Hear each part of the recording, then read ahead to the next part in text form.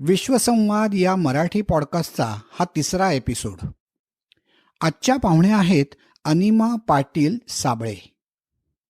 एखादी गोष्ट अमर्याद आहे असं सुचवायचं असलं की स्काय इज द लिमिट असं आपण सहज म्हणून जातो. मात्र अनिमा यांच्या बाबतीत even sky is not the limit असं म्हणावंसं वाटतं, कारण त्यांना झेप घ्यायची आहे ती आकाशाच्याही पलीकडे, अंतराळात. अनिमा यांचं स्वप्न आहे ते ॲस्ट्रॉनॉट बनण्याचं. इट ऑल बिगॅन जेव्हा मी 7 वर्षाची होते आणि आमच्या स्कूलमध्ये एक बुक फेअर होतं.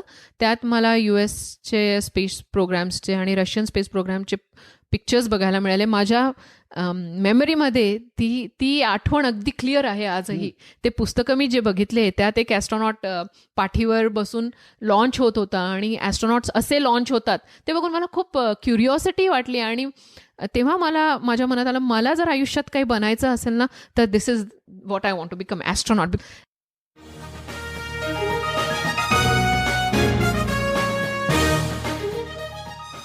विश्वसंवाद या मराठी पॉडकास्टवर मी मंदार कुलकर्णी तुमचं स्वागत करतो.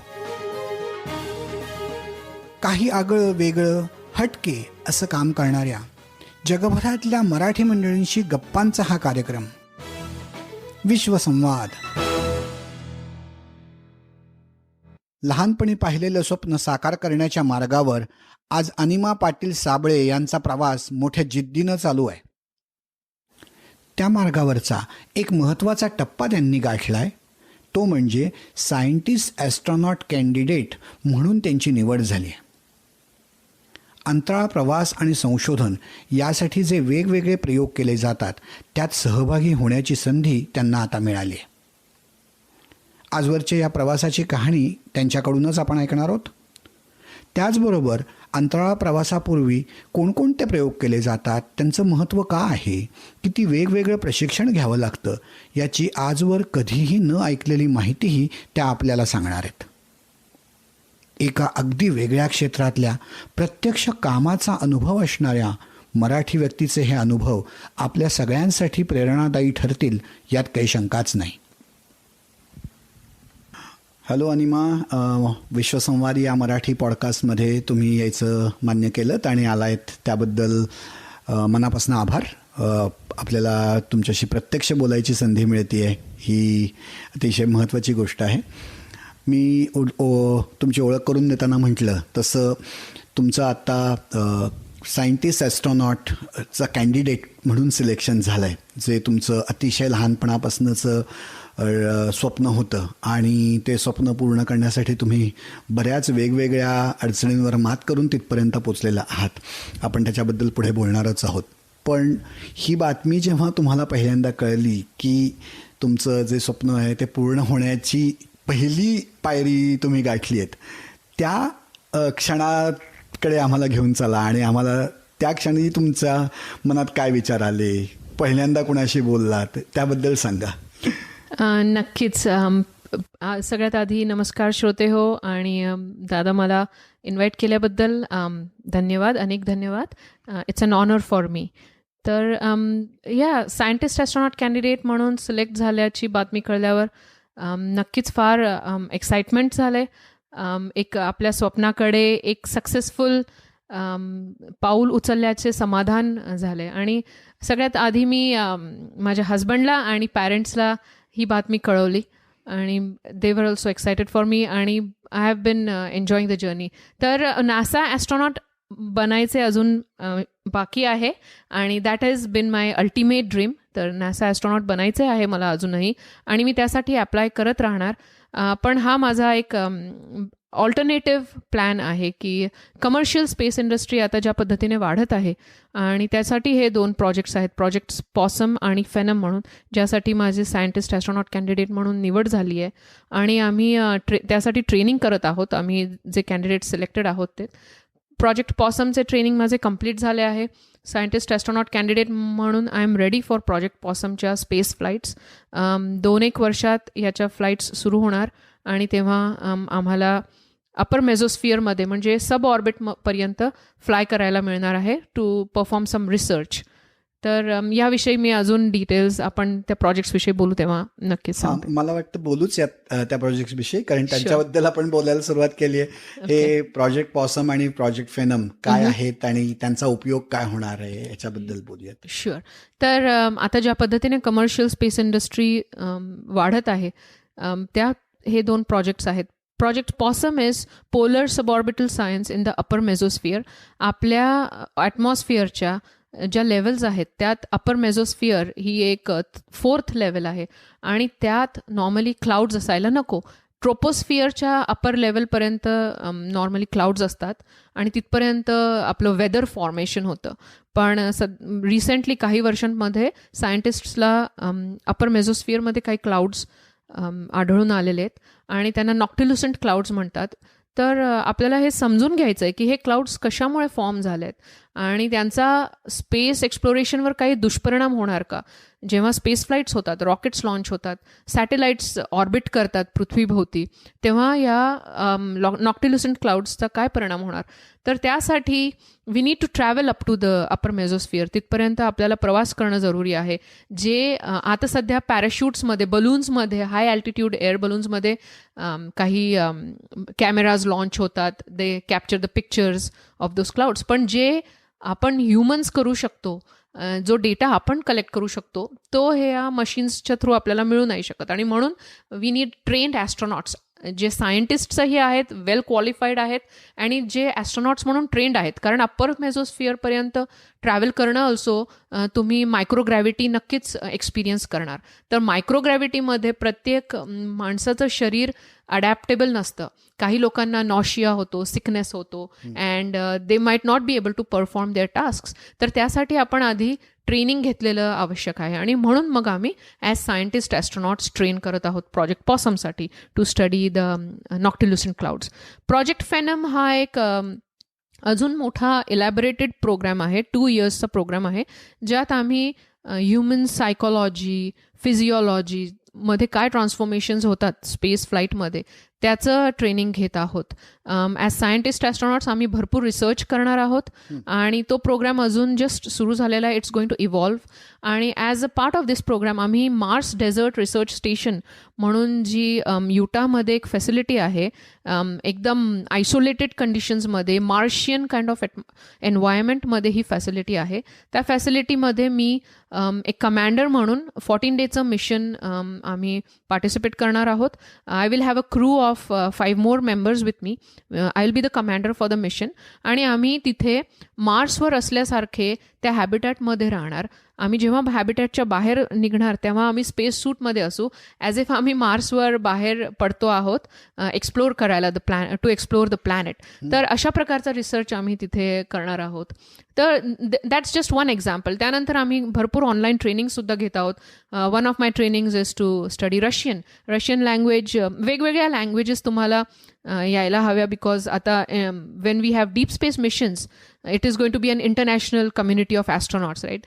तर इवन आतासुद्धा इंटरनॅशनल स्पेस स्टेशनवर ॲस्ट्रॉनॉट्सला रशियन येणं जरुरी आहे, जॅपनीज येणं जरुरी आहे, कारण आपण या सगळ्या देशांमधल्या ॲस्ट्रॉनॉट्ससोबत काम करत आहोत.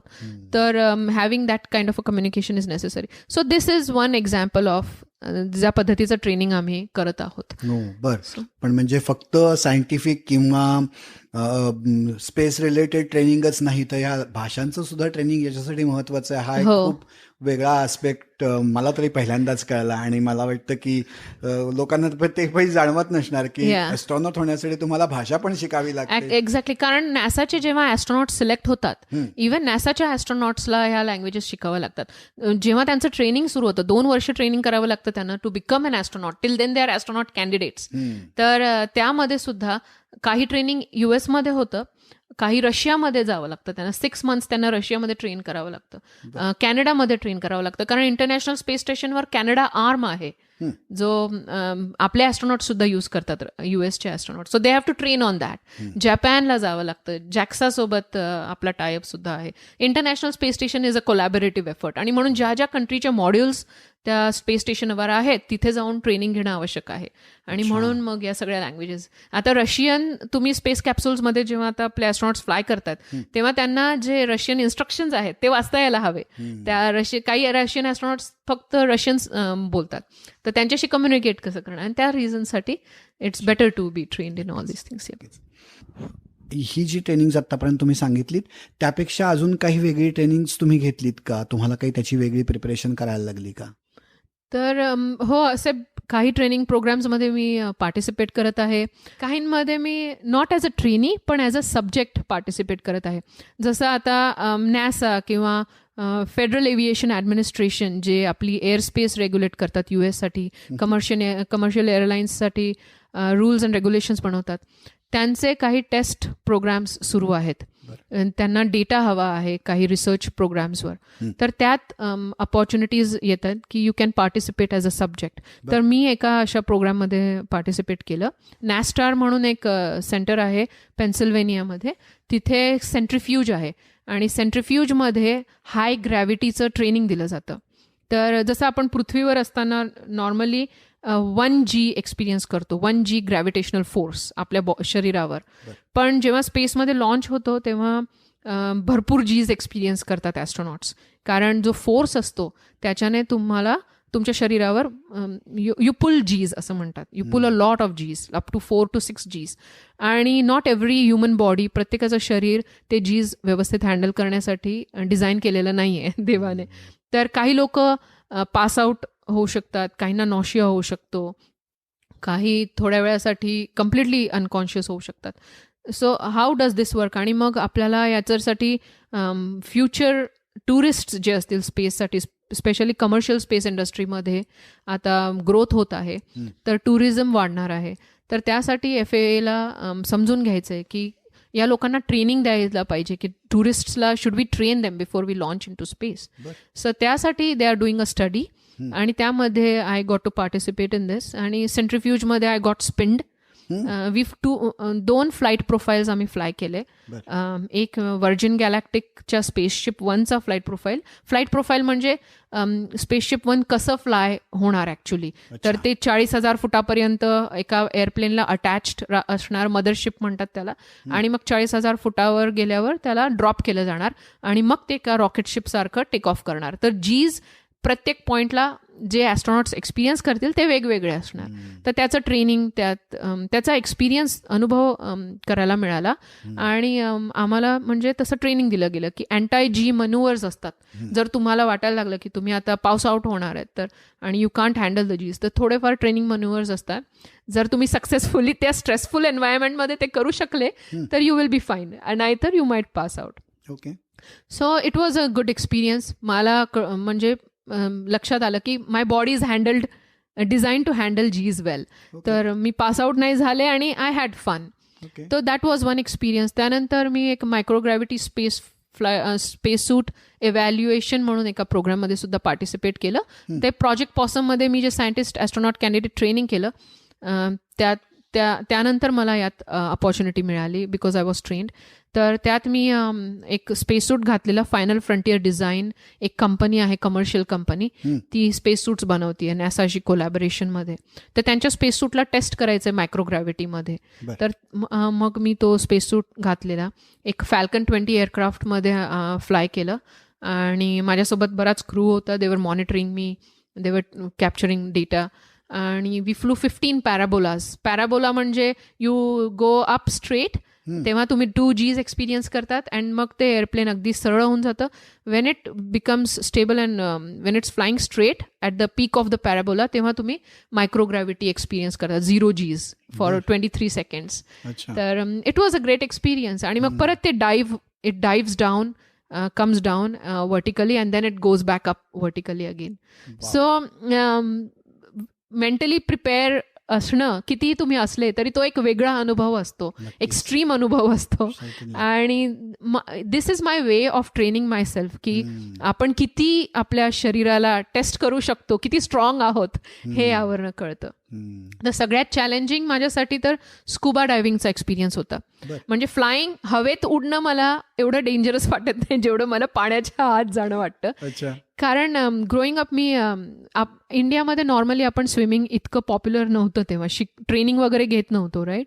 तर I was not a swimmer. जेव्हा मी US ला आले मग मी म्हटलं आता आपल्याला जर हे सगळं करायचं आहे तर स्विमिंग थोडं यायला हवं. तर मी इथे आल्यावर ॲज अन अडल्ट ट्रेन केलं स्वतःला. पण मी 5 फुटाच्या पलीकडे गेलेले नव्हते. पण जेव्हा मी स्कुबा डाईव्ह करायचं ठरवलं तेव्हा त्यांचं ट्रेनिंगचा पहिल्याच दिवशी पूलच्या तळाशी घेऊन जातात ते तुम्हाला 12 फुटात. तर माझ्यासाठी ते खूप स्केरी फिलिंग होतं. माझ्या पाठीवर एअर टँक होती पण तरीही मला खूप भीती मनामध्ये. आणि ती भीती ओव्हरकम करणं माझ्यासाठी सगळ्यात माझ्या आयुष्यातला चॅलेंजिंग मोमेंट होता. तो पहिला दिवस फार धडपड झाली. पण मग मी ठरवलं की जर आपल्याला हे करायचं आहे तर आपल्याला ही भीती घालवायला हवी. आणि ते मनात एकदा ठरवलं आणि स्वतःला टेस्ट करायचं ठरवलं, स्टेबल केलं स्वतःला की आय कुड ओव्हरकम दॅट. आणि मला वाटतं that was my biggest achievement so फार. म्हणून मला हे मायक्रोग्रॅव्हिटीमध्ये फ्लाय करणं, मी स्काय डाईव्ह सुद्धा केलेलं आहे 15,000 फुटावरनं. ते सुद्धा इतकं चॅलेंजिंग वाटलेलं नव्हतं जेवढं पाण्याखाली श्वास घेणं वाटलं. पण it is a very satisfactory feeling. आणि मी तेच सगळ्यांना स्टुडंट्सला सुद्धा सांगत असते की चॅलेंज युअर सेल्फ. तुमचे जे फिअर्स आहेत त्यांना ओव्हरकम करा, तुम्हाला सगळ्यात आयुष्यातलं मोठं समाधान मिळेल. नक्कीच नक्कीच. जेव्हा आपण भारतीय बॅकग्राऊंडच्या किंवा भारतीय वंशाच्या ॲस्ट्रॉनॉट्सचा विचार करतो तेव्हा काही अगदी मोजकी म्हणजे एका हाताच्या बोटावर मोजणं इतकी नावं आपल्याला माहिती आहेत की राकेश शर्मांचं नाव माहिती आहे, नंतर कल्पना चावलांचं माहिती आहे, सुनीता विल्यम्सचं माहिती आहे. या सगळ्या युनिक ग्रुपमध्ये आता कदाचित तुमचा पण समावेश झालेला आहे. आणि मला वाटते की मराठी माणूस म्हणून तर बहुतेक तुम्ही एकट्याच आहात या सगळ्या प्रोग्राममध्ये. तर इतक्या एलिट, इतक्या युनिक ग्रुपचा मेंबर असल्यामुळे मनावर काही दडपण येतं का, काही जबाबदारीची जाणीव वाटते का, काय वाटतं की आपण इतक्या स्पेशलाइज ग्रुपचे मेंबर आहोत याच्याबद्दल? आय थिंक मला अजून भरपूर पल्ले गाठायचे आहेत. It's an honour. मला सगळे या इलाइट ग्रुपमध्ये बसवतात ऑलरेडी. I feel honoured. पण जोपर्यंत मी स्पेसमध्ये एक फ्लाईट करून येणार नाही तोपर्यंत I can't take that credit. But it is a really honourable thing. आणि इट इज दडपण नक्कीच येतं कारण मला ज्या पद्धतीने स्टुडंट्स वेगवेगळ्या एजचे अप्रोच करतात तर आय फील रिस्पॉन्सिबल की मी त्यांच्यापर्यंत एक प्रॉपर इन्फॉर्मेशन, प्रॉपर माहिती द्यायला हवी. इवन जेव्हा मला मीडिया अप्रोच करतं तेव्हा मला फार टेन्शन असतं की यांनी योग्य ती माहिती पुरवायला हवी, टेक्निकली करेक्ट इन्फॉर्मेशन द्यायला हवी. आणि म्हणून आय स्ट्राईव्ह की मी त्यांना माझ्या वर्ड्समध्ये लिहून देणार म्हणजे ते राईट इन्फॉर्मेशन पास करतात. आणि इवन फॉर स्टुडंट्स जसं मी सांगते 5-6 वर्षांच्या मुलींपासूनचे जे पॅरेंट्स आहेत ते पॅरेंट्ससुद्धा मला अप्रोच करतात की आमच्या मुलीला सुद्धा आम्हाला ॲस्ट्रॉनॉट बनवायचं तर आम्ही काय करायला हवं. आणि इथे MS करणारे जे इंडियन स्टुडंट्स आहेत एरोस्पेस इंजिनिअरिंगमध्ये, मेकॅनिकलमध्ये, मॅम आम्हाला सुद्धा हे सगळं करायचं तर how can we do that. इंडियामधले स्टुडंट्ससुद्धा जेव्हा मला विचारतात तर मला तेव्हा वाटतं की जे गायडन्स मला मिळू शकले नाही ते मी यांना देऊ शकते आहे. इट्स अ फुलफिलिंग फिलिंग आणि इट्स अ रिस्पॉन्सिबिलिटी ऑल्सो की I give them the right information. आणि ते मी करण्याचा प्रयत्न करते. हो. Being selected for being astronaut candidate ही एक माइलस्टोन जो आत्ता अचीव केलेला आहे. तर मला असं विचारायचं आहे की त्याच्या आधी तुम्ही सॉफ्टवेअर इंजिनिअरिंगपासून सुरुवात केली आहे, BSc फिजिक्स आणि नंतर MCA आणि मग ॲक्च्युअल सॉफ्टवेअर इंजिनिअर म्हणून काम करणं आणि नंतर एरोस्पेसचा अभ्यास करून या फील्डमध्ये येणं, अशा बऱ्याच वेगवेगळ्या मार्गांनी तुम्ही शेवटी तुमच्या स्वप्नापर्यंत पोचता आहात. हे सगळ्यांना जमत नाही 100%. खूपच कमी लोक हे अचीव करू शकतात. पण तुम्ही जर तटस्थपणाने तुमच्या करिअरकडे बघितलं तर हे इतकं वेगळ्या टाईपचं सक्सेस, यश मिळवण्यासाठी तुमच्यातल्या कुठल्या पर्सनल कॅरेक्टरिस्टिक्स फार महत्त्वाच्या ठरल्या असं तुम्हाला वाटतं? मला वाटतं पर्सिस्टन्स, जिद्द आणि एक ती इनर विल जी आहे, जे पॅशन असतं की मला हे करायचंच आहे, मला कितीही अडचणी येऊ मी थांबणार नाहीये. तर ते एक जिद्दच म्हणता येईल, आणि ते स्वप्न अचीव करायचं विल पॉवर, तेच एक फार आवश्यक आहे. कारण बऱ्याच अशा ओकेजन्सच्या वेळेस मी I could have given up. मी हे स्वप्न परसू करणं सोडून दिलं असतं.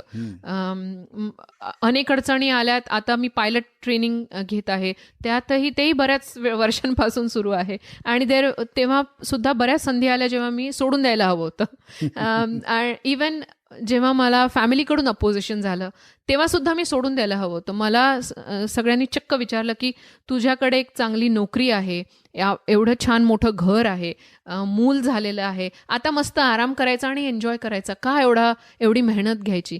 माझे मैत्रिणी मला म्हटल्यात, why do you want to slog at this time in your life. तर खूप असे ओकेजन्स आलेत, पण आय डोंट नो हाऊ, कुठून तरी आतून मला असं कधीच गिवअप करू वाटलं नाही. मला अजूनही नेहमी होप असते की things will work out the way I want. Me NASA astronaut अजूनही बनेलच, असं मला अजूनही बिलीफ आहे की, आणि I think that is important. तरच तुम्हाला यश मिळत जातं. जर कुठल्याही पॉईंटवर तुम्ही सोडून दिलं प्रयत्न करणं, तर मग you will never, and then मग तुम्ही आयुष्यभर विचार करत राहाल, मी हे असं केलं असतं तर काय झालं असतं. तर आज मी नेहमी सगळ्यांना हेच सांगते, मला समाधान वाटेल जरी मी माझा गोल अचीवही नाही केला. Age factor is one big thing against me. तर त्यामुळे जर मी नाही अचीव केला तर ॲटलिस्ट मला एक समाधान राहील आयुष्याच्या शेवटच्या क्षणी की मी प्रयत्न केला, आणि तो प्रयत्न करत असताना मी माझी जर्नी एन्जॉय केली. मी आज सगळं एक एक गोष्ट एन्जॉय करते आहे जे मी करत आहे. As a scientist astronaut candidate, as a pilot, as a scuba diver, as a STEM advocator, स्टुडंट्ससाठी एक स्टेम ॲडव्होकेट म्हणून I am doing a lot of things. तर त्याचं मला फार सॅटिस्फॅक्शन अजूनही वाटतं, आताच वाटतं. तर I have a long way to go, I know, पण never giving up is the thing that I would like to always tell youth. तुमची ही जिद्द आहे त्याला खरोखरच सलाम आहे. कारण नासाचं ॲस्ट्रॉनॉट होणं ही डेफिनेटली तुमचं जे फायनल डेस्टिनेशन आहे त्याच्यासाठी तुम्हाला भरपूर शुभेच्छा आमच्या सगळ्यांकडनं. आज ना उद्या तुमच्या एवढ्या कष्टांना फळ येईल मला शंकाच वाटत नाही. आपण थोडंसं तुमच्या बॅकग्राऊंडकडे वळूयात की तुम्ही शिकलात कुठे, तुमची फॅमिलीची बॅकग्राऊंड काय होती. मी थोडंसं म्हटलं की तुम्ही फिजिक्स आणि सॉफ्टवेअरमध्ये काम केलं होतं, त्याबद्दल थोडंसं सांगाल? डेफिनेटली. तर हो, माझा जन्म धुळ्यात झाला. वडील जळगावात सेटल्ड होते, तर जळगावात मी मोठे झाले. सेंट जोसेफ्स कॉन्व्हेंट हायस्कूल जळगावमध्ये मी माझं शालेय शिक्षण केलं आहे. इट ऑल बिगॅन जेव्हा मी 7 वर्षाची होते आणि आमच्या स्कूलमध्ये एक बुक फेअर होतं. त्यात मला US स्पेस प्रोग्राम्सचे आणि रशियन स्पेस प्रोग्रामचे पिक्चर्स बघायला मिळाले. माझ्या मेमरीमध्ये ती आठवण अगदी क्लिअर आहे आजही. ते पुस्तकं मी जे बघितले त्यात एक ॲस्ट्रॉनॉट पाठीवर बसून लॉन्च होत होता, आणि ॲस्ट्रॉनॉट्स असे लॉन्च होतात ते बघून मला खूप क्युरिओसिटी वाटली. आणि तेव्हा माझ्या मनात आलं, मला जर आयुष्यात काही बनायचं असेल ना, तर this is what I want to become astronaut, because those pictures were really attractive. त्याच्यामध्ये ते स्पेसचे पिक्चर्स आणि ते रॉकेट लॉन्चेसचे पिक्चर्स खूप अट्रॅक्टिव्ह होते. मग वाईल ग्रोईंग अप मी आमच्या स्कूलच्या लायब्ररीमध्ये रशियन मॅगझिन्स यायचे. तर सोव्हिएत रशिया, जर माझ्या जनरेशनच्या लोकांना आठवत असेल तर ते मॅगझिन इंडियामध्ये खूप पॉप्युलर होतं तेव्हा, सोव्हिएत रशिया आणि इंडियाच्या टायअपमुळे. तर त्या मॅगझिनमध्ये रशियन स्पेस प्रोग्रामचे भरपूर पिक्चर्स असायचे आणि आर्टिकल्स असायचे. तर मी सारखी वाचत असायचे, आणि तेव्हाच मी विचार करायला लागले की मी how should I become an astronaut, मला काय करावं लागणार. And this was in the 80s. तर तेव्हा राकेश शर्मांचं एक उदाहरण होतं डोळ्यांसमोर. तर माझ्या मनात असा विचार की ते फायटर पायलट झाले, तसं मी सुद्धा फायटर पायलट बनायचं. आणि फायटर पायलट बनण्यासाठी एकतर बॅचलर्स इन सायन्स और बॅचलर्स इन इंजिनिअरिंग डिग्री लागणार असं मी वाचलेलं, जे ॲप्लिकेशन्स यायचे न्यूजपेपरमध्ये त्यात. तर म्हणून मी ठरवलं की आपण बॅचलर्स इन फिजिक्स करून, कारण आईवडिलांची इच्छा होती की इथेच राहून शिकायचं जळगावात. So then I ended up doing bachelors in physics, कारण मला फिजिक्सही आवडायचं खूप. And I passed out with a distinction. आणि मग मी घेऊन आले एअरफोर्सचं ॲप्लिकेशन. त्यात 2 रिक्वायरमेंट्स होत्या ज्या I wasn't fitting into. एक, I was not a male, and second, माझी जी विजन होती ती परफेक्ट 20/20 नव्हत्या, मला हलकासा नंबर होता. तर त्यामुळे it was over for me, game over, and खूप डिसअपॉइंटमेंट झाली. पण देन माझ्या वडिलांनी सजेस्ट केलं की यू कांट स्टॉप हिअर, तर शिकत तर राहावं लागणार आहे. तर नॉर्थ महाराष्ट्र युनिव्हर्सिटी जी आमच्या जळगावमध्ये काइंड ऑफ न्यू होती, तिथे 2 ते 3 वर्षाचा प्रोग्राम होता MCA जे स्टार्ट झालेला. तर त्यात मी ॲक्सेप्ट झाल्या, एंट्रन्स दिली, I got accepted in to it and I did my MCA केल्यानंतर मग मुंबईला आले. MCA करत असतानाच आय मेट माय हजबंड आणि आमचं लग्न झालं. दोघं आम्ही मुंबईला जॉब केलं 2-2.5 वर्ष आणि मग H1B विजाजवर आम्हाला US कॅलिफोर्नियामध्ये यायची संधी मिळाली. मग इथे आलो, सेटल झालो. वी हॅड आवर फर्स्ट सन आणि तो 3 वर्षाचा असताना त्या पूर्ण पिरियडमध्ये I was watching space shuttle launches आणि NASA एम्स रिसर्च सेंटर इथे आहे असं मला कळलं. तर माझी ती जी स्वप्न जे झोपून गेलेलं होतं काइंड ऑफ, ते पुन्हा जागृत व्हायला लागलं आणि मला वाटलं आता ही संधी आहे, बघूया मला काही करता येतंय का. मग मी फाइंड आउट केलं की इथे एरोस्पेस इंजिनिअरिंगचा प्रोग्राम होता आणि तेव्हा मला लक्षात आलेलं की स्पेस प्रोग्राममध्ये काम करायचं असेल तर काहीतरी एरोस्पेसची रिलेटेड डिग्री हवी, तर your chances will be better. म्हणून मग मी मास्टर्स इन एरोस्पेस इंजिनिअरिंगसाठी सॅन होजे स्टेट युनिव्हर्सिटीमध्ये अप्लाय केलं. आय गॉट ॲक्सेप्टेड आणि मग with a full time job आणि एक 3 वर्षाचा मुलगा असताना मी माझं मास्टर्स सुरू केलं. बाय द टाईम माझं मास्टर्स संपत आलं तोपर्यंत I had my second son. So it was up and down kind of a thing, but I passed out with a decent GPA. So full time स्टुडंट्सपेक्षा चांगला GPA मला मिळाला. आणि ते करत असताना मी NASAमध्ये अप्लाय करत होते, पण मी तेव्हा US सिटिझन नव्हते. तर खूप वेळ मला ॲप्लिकेशन करत राहावं लागलं, बरीच वर्ष गेली अशी. इट वॉज फ्रस्ट्रेटिंग, 3-4 वर्ष थांबावं लागलं. जेव्हा मी सिटिझन बनणार होते about in a couple of months, तेव्हा मला केपलर मिशनसाठी कॉल आला आणि the first question they asked me was की तुम्ही सिटिझन आहात का. मी म्हटले की मी 2 महिन्यात सिटिझन बनणार आहे. तर मग तेव्हा त्यांनी मला इंटरव्ह्यूला बोलवलं. About 10 to 12 people, scientist, engineers आणि मॅनेजर्स यांच्यासोबत माझा इंटरव्ह्यू झाला. त्यांना माझं सॉफ्टवेअर आणि एरोस्पेस इंजिनिअरिंगचं बॅकग्राऊंड कॉम्बिनेशन आवडलं, कारण Kepler was about astronomy. Kepler हा एक स्पेस बेस्ड टेलिस्कोप आहे, स्कूल बस साईजचा टेलिस्कोप. 2009मध्ये तो लॉन्च झाला आहे आणि तो आपल्या गॅलेक्सीमध्ये एका स्पेसिफिक सेक्शनमध्ये 200,000 स्टार्सचं ऑब्झर्वेशन करत होता. त्यात सन लाईक स्टार्स, त्यांच्या भोवती आपल्या सूर्यासारख्या ताऱ्यांभोवती पृथ्वीसारखे ग्रह आहेत का हॅबिटेबल झोनमध्ये, याचा केपलर शोध घेत होता. आणि त्या मिशनमध्ये मला काम करायला मिळालं. It was a great experience. As a software इंजिनियरच मी काम करत होते, कारण आय फिगर्ड आउट की मला जर एरोस्पेस इंजिनियर म्हणून जॉब हवा आहे NASAमध्ये, तर मला एक फ्रेशर म्हणून स्टार्ट करावे लागणार आणि फॅमिली रिस्पॉन्सिबिलिटीज म्हणून असताना फ्रेशर म्हणून स्टार्ट करणं करिअर पुन्हा वॉज नॉट पॉसिबल. म्हणून मग मी I joined as a software engineer in NASA. केपलरवर काम करत असताना आणि NASAमध्ये ॲज अ सॉफ्टवेअर इंजिनियर काम करत असताना मी आपल्या ॲस्ट्रॉनॉट जर्नीकडे वाटचाल करत आहे. पायलटचे लेसन्स घेणे, स्कूबा डायव्हर बनणे, त्यानंतर हे सायंटिस्ट ॲस्ट्रॉनॉट कॅन्डिडेट म्हणून सिलेक्ट होणे. इवन हेरा मिशनसारख्या सिम्युलेटेड मिशनमध्ये मी कमांडर म्हणून सिलेक्ट झाले आणि 14 दिवसाचं जॉन्सन स्पेस सेंटर, NASAच्या जॉन्सन स्पेस सेंटरमध्ये हेरा मिशनमध्ये मी पार्टिसिपेट केले. तर तोही फार छान असा अनुभव होता. आपण या हेरा मिशन बद्दल बोलूया थोडंसं. हो, नक्कीच. तर 2015च्या जून मंथसाठी माझं 14 दिवसाचा हेरा मिशनसाठी सिलेक्शन झालं and I was the commander, which was an honour. त्यासाठी मला पहिल्यांदा माझ्या आयुष्यात माझ्या मुलांपासून बरेच दिवस लांब राहावं लागणार होतं 1 मंथसाठी. सो ॲज अ मॉम हे सगळं करणं एक आई असताना फार चॅलेंजिंग आहे. आणि माझ्या हजबंडने मला, आता जी माझी फॅमिली मला आधी अपोज करत होती, they have been very supportive आता, कारण त्यांनी बघितलंय की हिने आपल्या मुलांच्या, हजबंडच्या, आईवडिलांच्या रिस्पॉन्सिबिलिटीजमध्ये कधी कॉम्प्रोमाइज केलेले नाही आहे. त्या रिस्पॉन्सिबिलिटीज करत असताना ही जर हिचं स्वप्न पूर्ण करण्याचा प्रयत्न करते तर why not support her. So I am thankful to Dinesh. त्यांनी मुलांची 1 महिना काळजी घेतली मी हेरा मिशनवर असताना. HERA mission is like human exploration research analogue. तर आता NASA डीप स्पेस मिशन्ससाठी प्लॅन करत आहे आणि डीप स्पेस मिशन्स आपण कधी केलेले नाही आहेत. ॲस्ट्रॉनॉट्स 6 महिन्याच्या वर अवकाशात राहिलेले नाही आहेत. आणि being in space for a long period of time, even 6 महिनेसुद्धा आपल्या शरीरावर रेडिएशनचा, मायक्रोग्रॅव्हिटीचा खूप वाईट परिणाम होतो. आता ॲस्ट्रॉनॉट स्कॉट केली पहिले ॲस्ट्रॉनॉट आहेत जे 1 वर्ष इंटरनॅशनल स्पेस स्टेशनवर राहिलेत.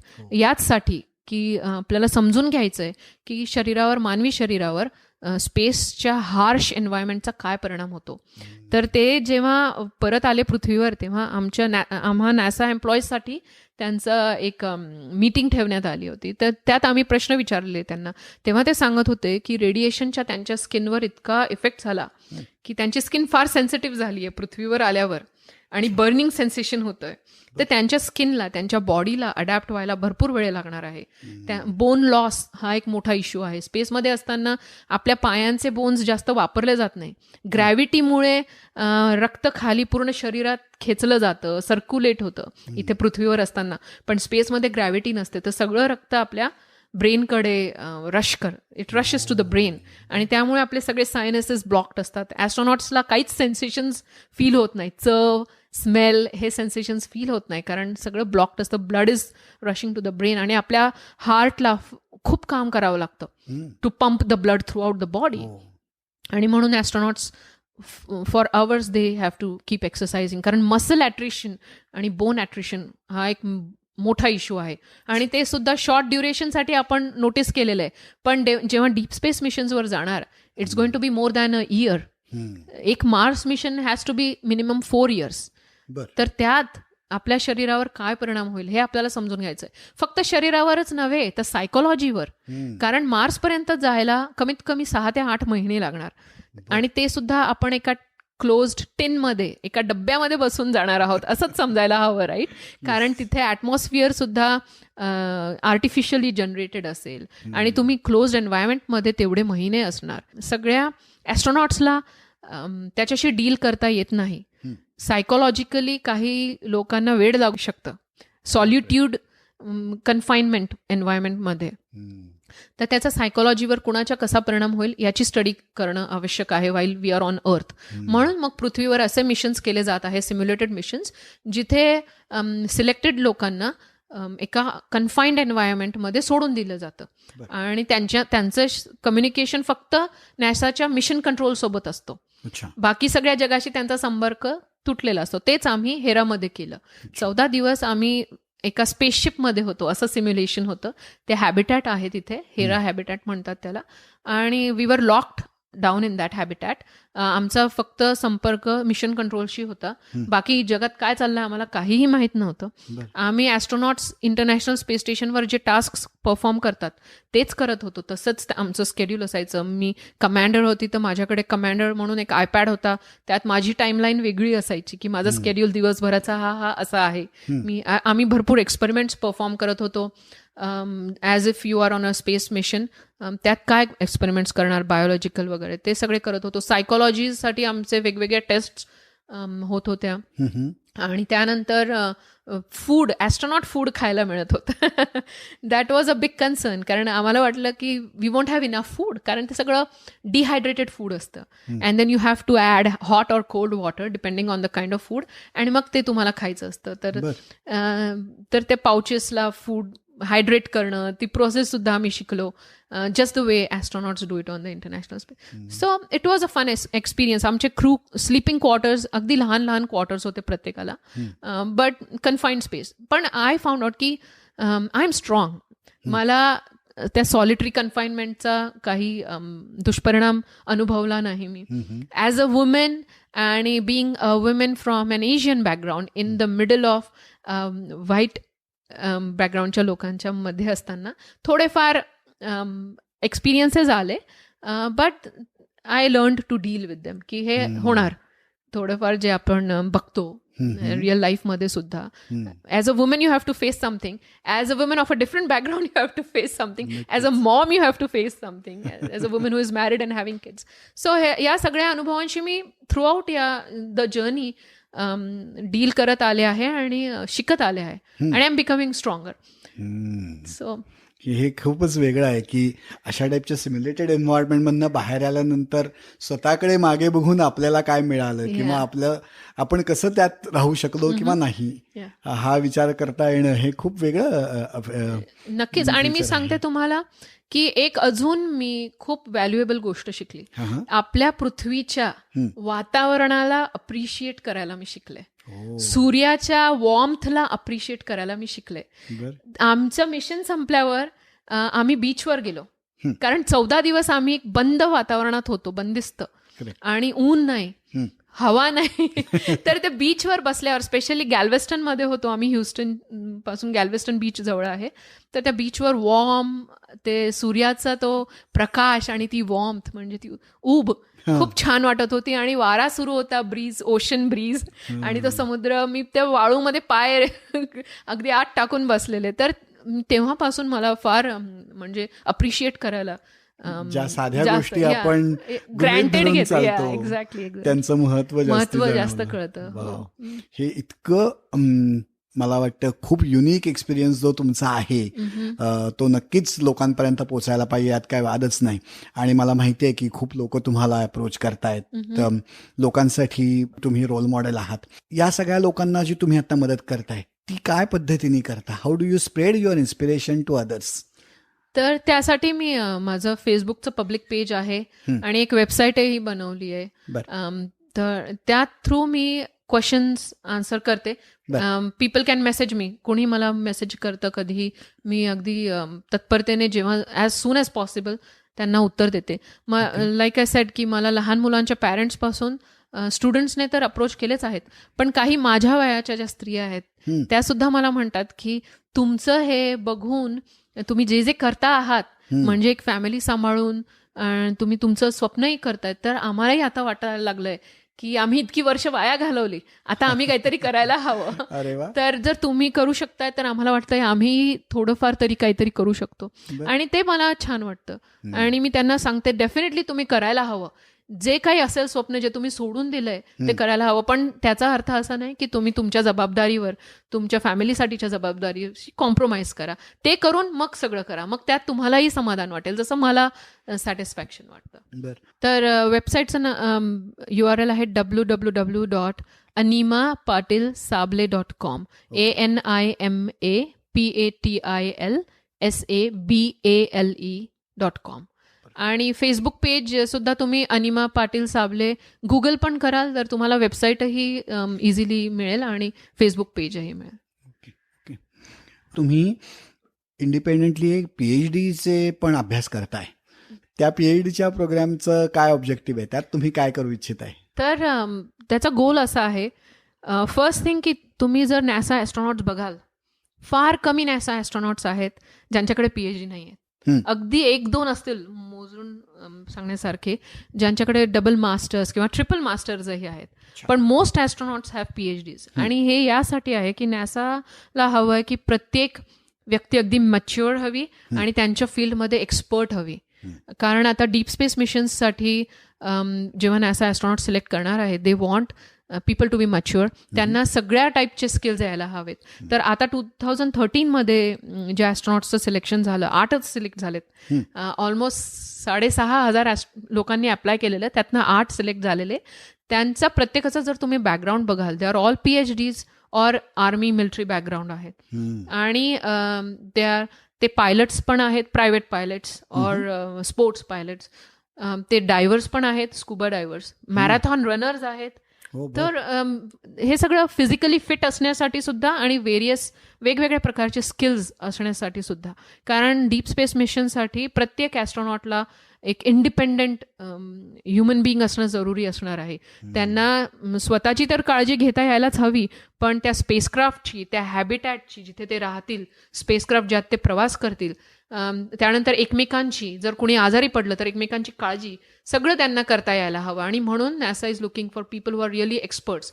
आणि माझा PhD करण्याचा तो एक तर गोल आहेच की माझे चान्सेस नॅसा प्रोग्राममध्ये, ॲस्ट्रॉनॉट प्रोग्राममध्ये ॲक्सेप्ट होण्याचे वाढतील. पण लाईक आय सेड की नेहमी एक बॅकअप प्रोग्राम असणं जरुरी आहे, बॅकअप प्लॅन असणं जरुरी आहे. कारण हे एक असंभव काइंड ऑफ स्वप्न आहे आणि आता कॉम्पिटिशन फार वाढत चालली आहे. आता पहिल्यांदा नॅसाच्या हिस्ट्रीमध्ये 18,300 लोकांनी अप्लाय केलेलं रिसेंट ॲस्ट्रॉनॉट सिलेक्शन प्रोग्राममध्ये. तर त्यावरनं तुम्हाला कल्पना येईल. आणि हे सगळे यातले बरेच लोक असे आहेत जे best of the best of the best of the best of the best आहेत. म्हणजे भरपूर स्किल्स असलेले, भरपूर क्वालिफिकेशन्स असलेले लोक आहेत. तर अशा सिच्युएशनमध्ये मी जाणून आहे की age is one factor against me. आता मी 42 एज असल्यामुळे आणि मी अजून एकच वेळा नासा ॲस्ट्रॉनॉट प्रोग्राममध्ये अप्लाय केलंय. काही ॲस्ट्रॉनॉट्स जे सिलेक्ट झालेले आहेत त्यांनी भरपूर वेळा 4-5 वेळा अप्लाय केल्यानंतर ते सिलेक्ट झालेत. माझ्याकडे एज वाईज तेवढा अवधी नाही आहे. सो मग मी माझा एक बॅकअप प्लॅन ठेवलेला आहे की मी PhD करेल आणि या स्पेस एक्सप्लोरेशनमध्ये research I will continue research करत राहील. जर मी ॲस्ट्रॉनॉट नॅसासाठी नाही बनू शकले, एक ऑल्टरनेटिव्ह राऊट आहे कमर्शियल स्पेस प्रोग्राममध्ये. जशी मी आता सायंटिस्ट ॲस्ट्रॉनॉट कॅन्डिडेट म्हणून सिलेक्ट झाले, I will get to fly in that programme. आणि मीनवाईल मी हा रिसर्च सुद्धा करत राहील. आणि म्हणून आणि मला शिकायला फार आवडतं. माझ्याकडे डबल मास्टर्स आहे, त्यावरनं तुम्ही समजू शकतात. But it's education is really fun for me. तर I love it. I think I will be a student all my life. Great. आणि मग हे सगळं आपण इतक्या छान डिटेलमध्ये तुम्ही आमच्याशी शेअर केलं त्याबद्दल खरंच तुमचे खूप आभार मानायला पाहिजेत. आणि मला वाटतं की ही मुलाखत संपवताना तुम्हाला ज्या वेगवेगळ्या पद्धतीची लोक त्यांच्या करिअरसाठी मेंटर म्हणून, गाईड म्हणून अप्रोच करतात, की त्यांच्यासाठी तुम्ही तरी काहीतरी एक संदेश देऊन आपण या गप्पांना शेवट करूयात. तर तुम्ही असं करिअर करू बघणाऱ्या लोकांना काय संदेश द्याल? मी असाच संदेश देईल की ड्रीम बिग, मोठी स्वप्न पहा आणि त्याच्यासाठी मेहनत करायची तयारी ठेवा.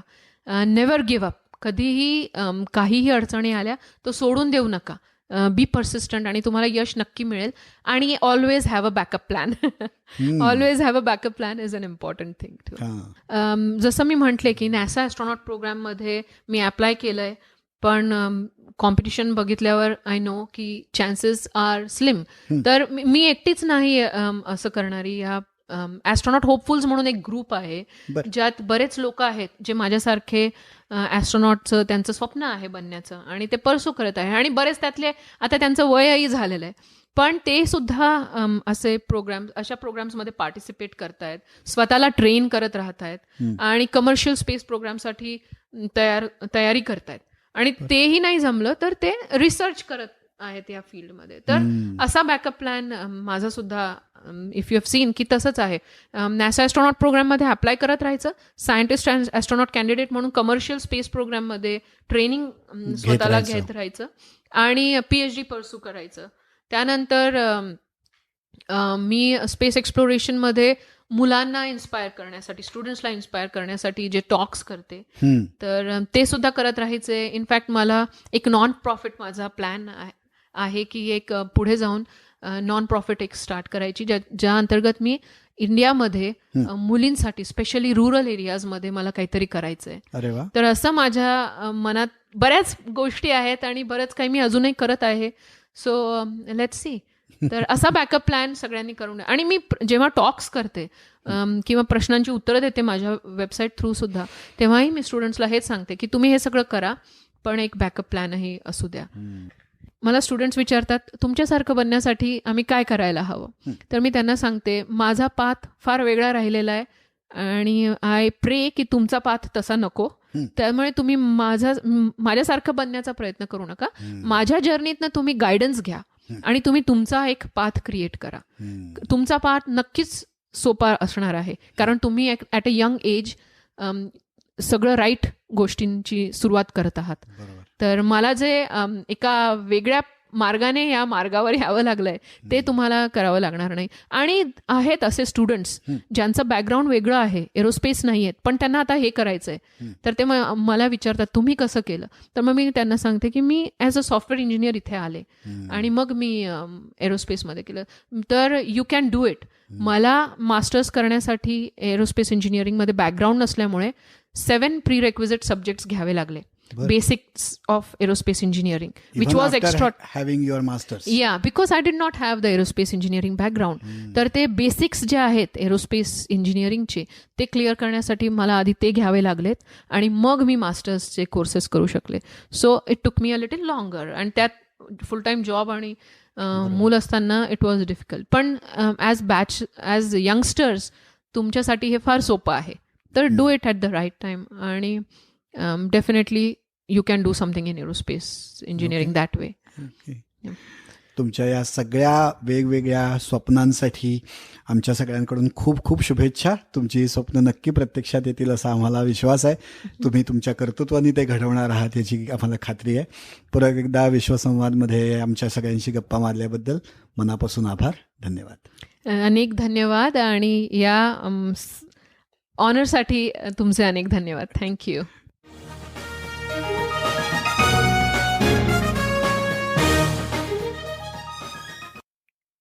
मंडळी, अनिमा पाटील साबळे यांच्या मुलाखतीवरच्या तुमच्या प्रतिक्रिया आमच्या फेसबुक पेजवरून तुम्ही आम्हाला कळवू शकता.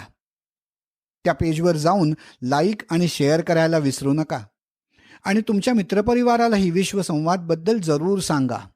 आमची वेबसाईट आहे www.wishwassamwad.com. आजच्या आपल्या पाहुण्यांप्रमाणेच जगभरातल्या अनेक वेगवेगळ्या व्यक्तींबद्दल त्यांच्या अनोख्या कामाबद्दल जाणून घ्यायचं असेल तर ऐकत रहा विश्वसंवाद. पुन्हा भेटूयात आमच्या पुढच्या एपिसोडमध्ये. धन्यवाद.